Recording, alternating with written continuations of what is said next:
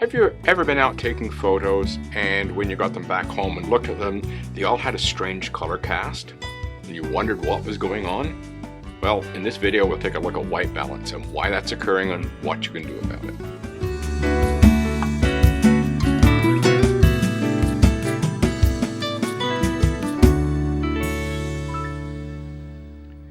Hi, Peter Charles here, Folks for Life Photography. And let's have a look at white balance. Now, if you're new to photography, this can be a very confusing subject. When I transitioned from film to digital, it was the one subject I had to get my mind wrapped around.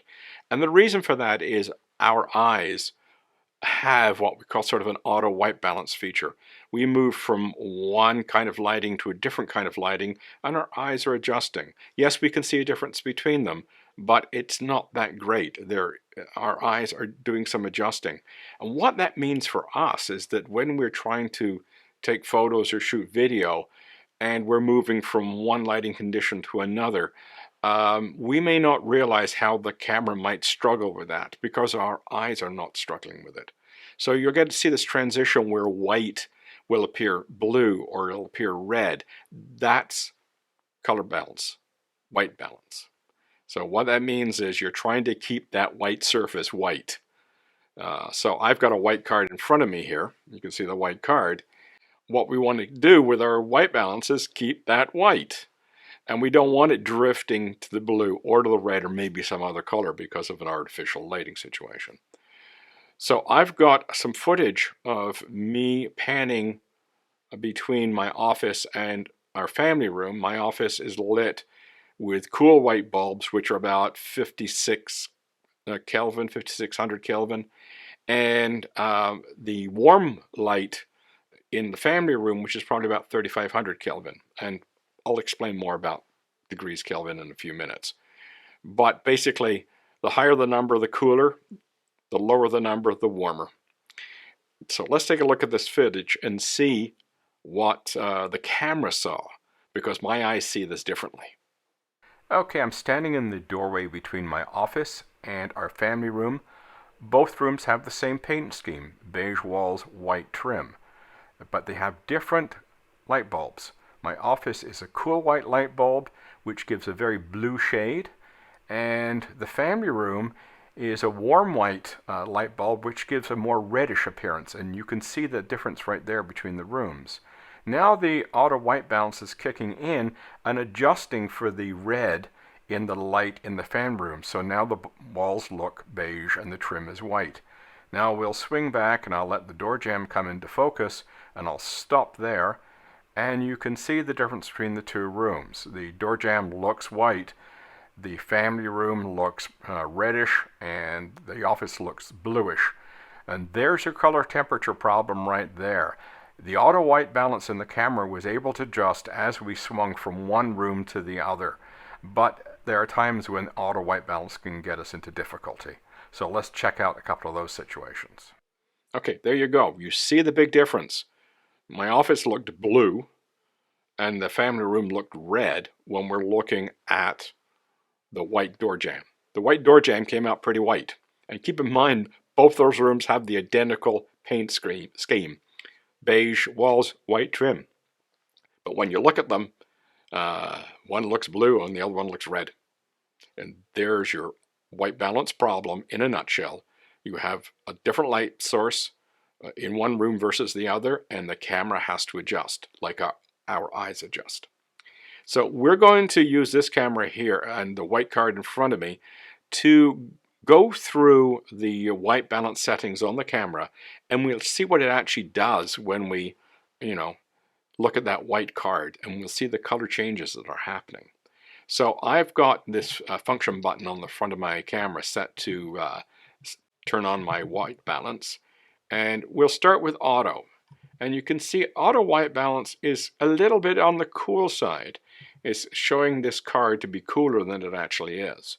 And we can adjust auto white balance. You can see I can actually, bring it down a little bit.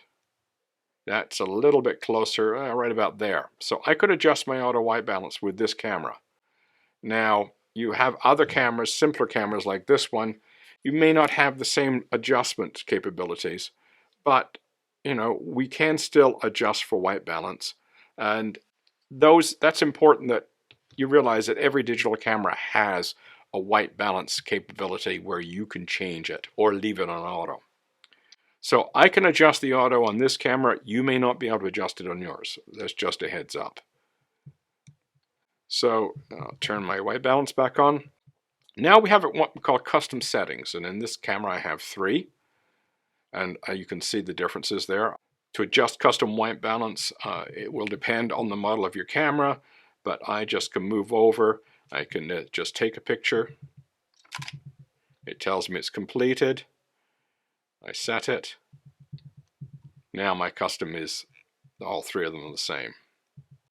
And I can adjust it further if I want using this particular screen here. So I've got lots of opportunity to adjust for a situation that I happen to be in.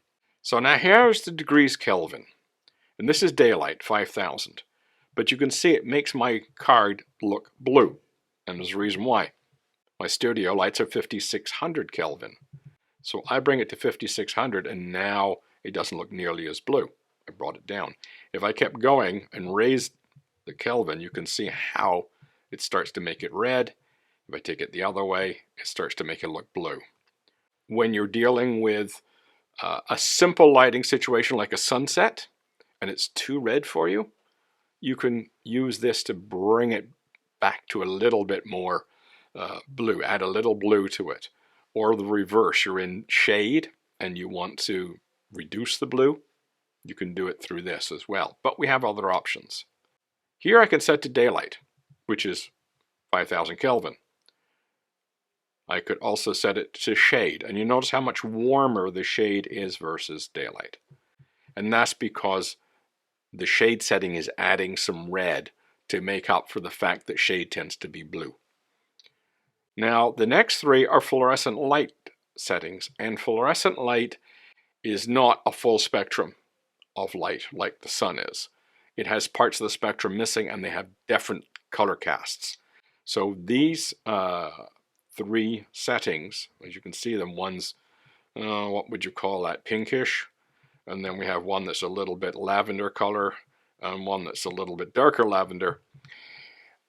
When you're in a fluorescent light situation, you have to play with these 3 settings to see if you can bring it back towards white. Find out which one works best for you. The last one is incandescent, which is the warm white situation. And you can see how much blue it's putting in to make up for the fact that that light is red. So those are your normal settings that you'd use for color balance. You can leave it on auto and shoot if your room or your situation has a range of tonality and a range of colors, you'll be fine.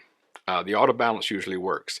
If there's major changes in color, if you're moving from one situation to another, you can have auto white balance shift on you. And this happened to me in Cape Cod with an early model GoPro. I would have trouble when I was fishing into the surf, and when a wave would come in and the color of the wave would change as it broke, the auto white balance of the camera couldn't handle it, and it would shift between green to blue. So it was moving backwards and forwards. It's very, very annoying. Another problem we can get into is where we have a surface like this, which is predominantly one color.